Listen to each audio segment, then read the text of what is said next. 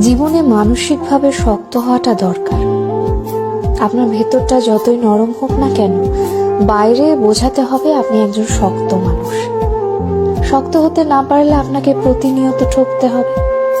নিজের ভেতর আত্মসম্মান বোধ, ইগো কিংবা মূল্যবোধ থাকা উচিত। খেয়াল করলে দেখবেন যারা ঠকে যায় তারা বরাবরই নরম মনের মানুষ। শক্ত মনের কাউকে মানুষ ঠকাতে পারে না।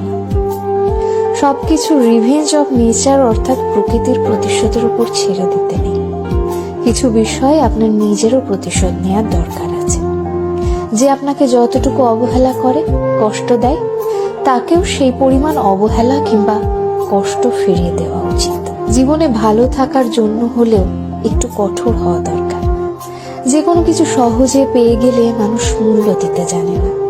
মানুষ হিসেবে আপনি সহজ হতে পারেন, তবে সস্তা কিংবা সহজলভ্য হতে যাবেন না। যে আপনাকে যতটুকু দেবে তাকে ততটুকুই ফিরিয়ে দিতে শিখুন, হোক সেটা আঘাত কিংবা ভালোবাসা।